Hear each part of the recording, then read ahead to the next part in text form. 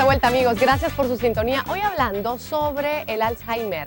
Hace unos días, hace un par de semanas tal vez, escribimos en nuestras redes sociales que queríamos que usted nos contara sus casos, que si conocía a alguien que padeciera esta enfermedad, la enfermedad de Alzheimer. Y fue increíble la respuesta de las personas contándonos que el abuelito, que su mamá, que su papá, que el tío abuelo, contándonos un poquito de lo que ellos iban sintiendo. Algunos ya habían fallecido, otros todavía están con vida, y lo que comentaban en general era también no solo el amor que les tienen a esas personas por sobre todas las cosas, sino también lo desgastante que puede ser esta enfermedad. En este bloque les quiero presentar a la licenciada Amanda Reyes. Ella, además de ser psicóloga, escribió un libro sobre el tema y cuidadora e hija de paciente con Alzheimer. ¿Cómo está, Amanda? Bienvenida. Muchas gracias, aquí para ayudar a informar a toda la población de esta enfermedad tan terrible que nadie está libre de sufrirla.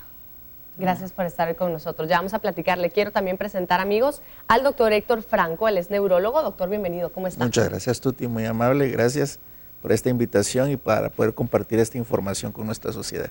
Gracias, doctor. Antes de entrar a hablar un poquito de todo esto, de lo que hablábamos, del desgaste, Amanda, lo plasmabas muy bien en tu libro también, que hace un momentito empecé a ojear. Quisiera, doctor, que habláramos qué nos hace falta entender a nivel neurológico sobre la enfermedad. Muchas gracias.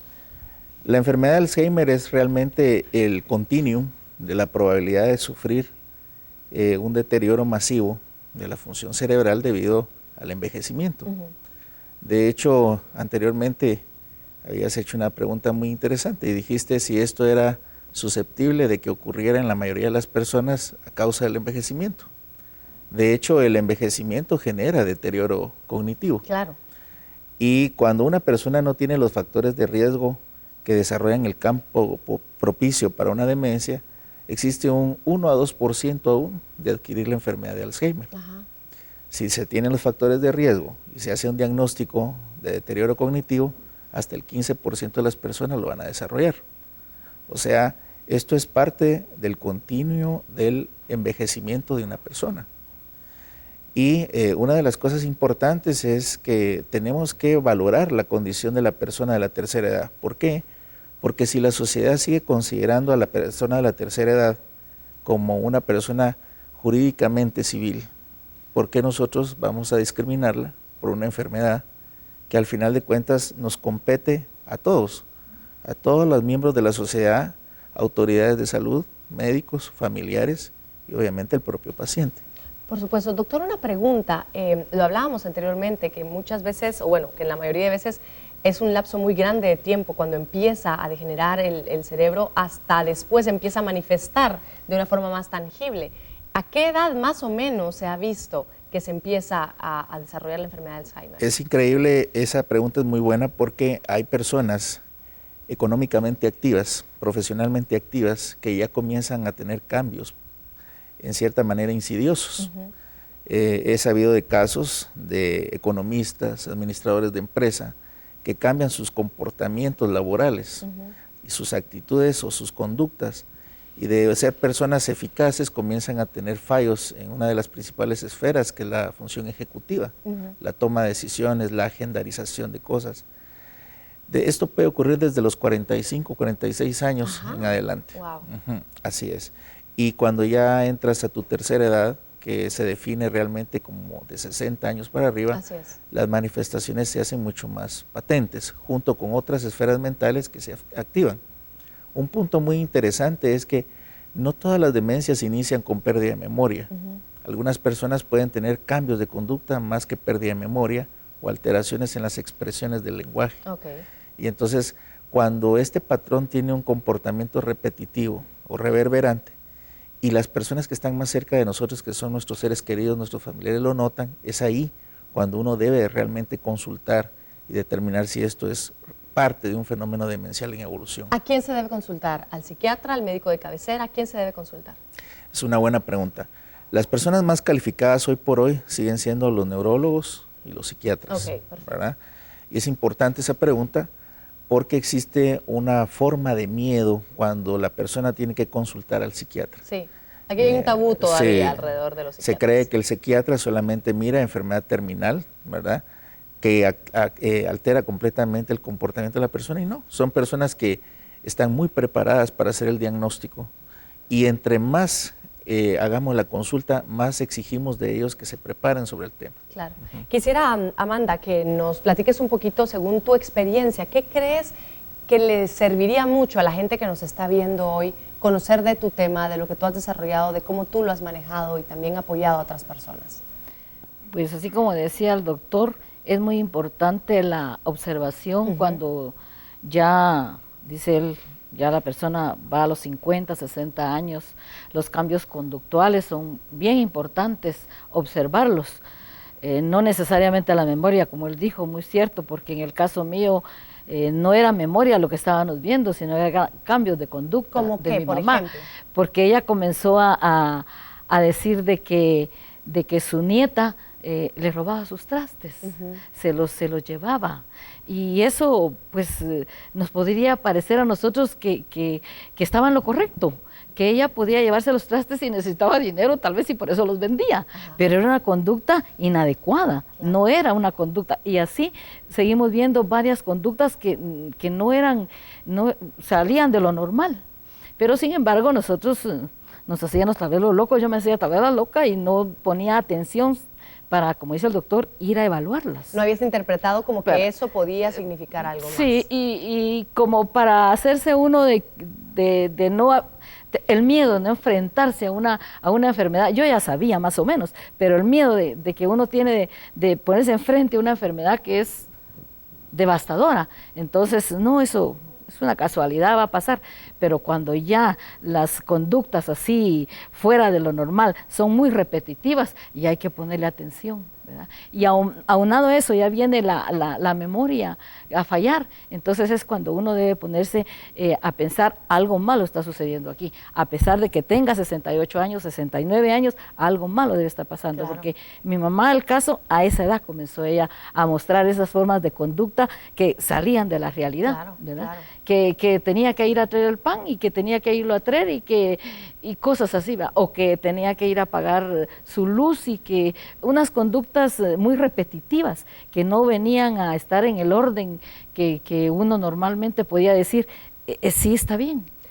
¿Cómo lo vive? ¿Cómo lo ha vivido tu mamá? ¿Tú has visto si ella lo sufre, lo voy a decir de esta forma, o no se da cuenta? ¿Cómo lo vive? ¿Cómo lo vive el paciente?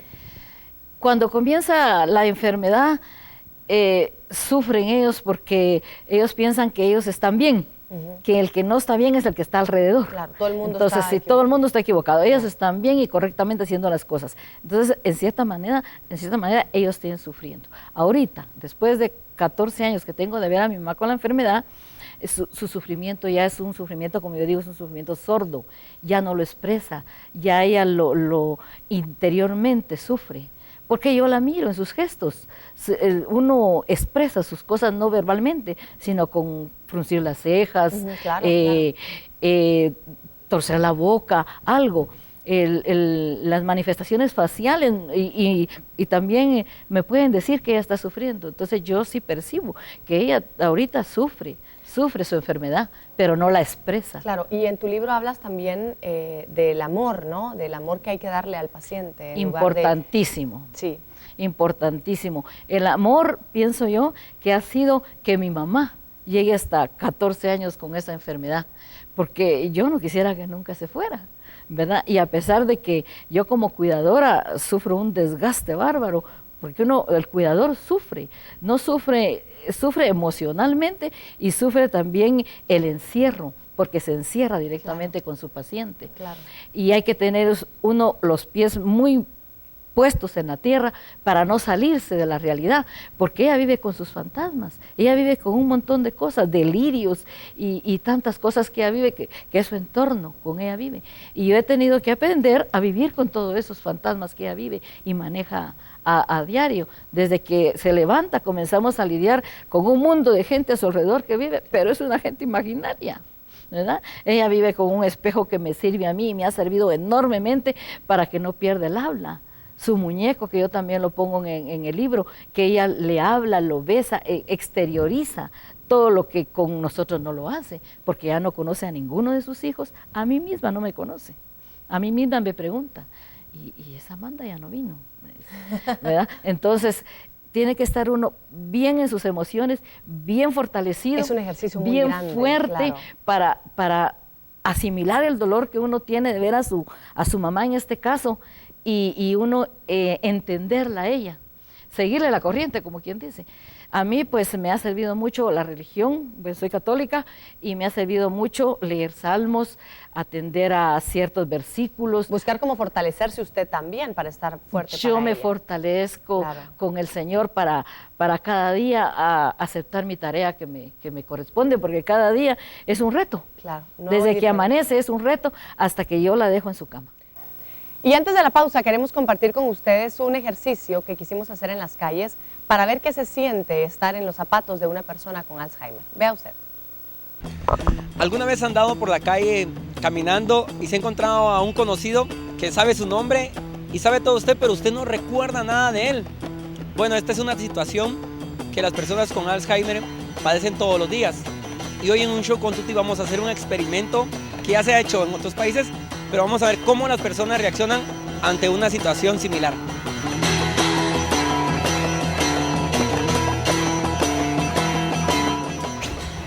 ¿Cómo estás? ¿Qué tal la familia vos? Ahí, ¿Te recordás de ella? ¿No te recordás? a lo lejos. Vos y tu hermano todavía vive por donde mismo. ¿Quién? ¿Tu hermano? Mi hermano. Yo la hermana tengo nada más. No, hombre, pero vos sí te recordás que yo vivía a la vuelta de tu casa. Con doña Carmen, ¿te recordás? Bueno, ¿de dónde? De ahí a la vuelta, hombre. Dale. Permiso.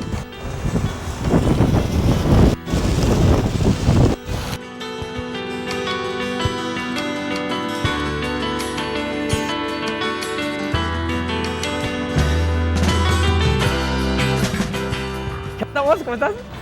Tranquilo. Ya no te recordás de mí, vamos. No. No, hombre. ¿Cómo estamos? ¿Me estás confundiendo? Para los machos, ya de lejos, ya. Ah, No, así sin casacas.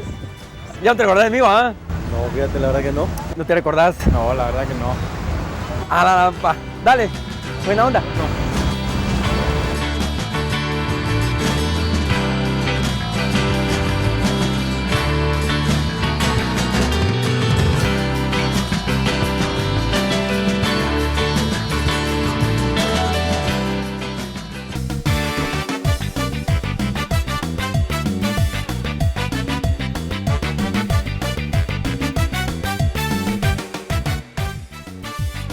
Al volver,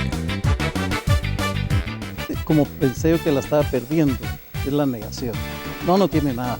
No, ya a cualquiera le ocurre. porque el paciente se le olvida tragar. Por eso es que ya no come.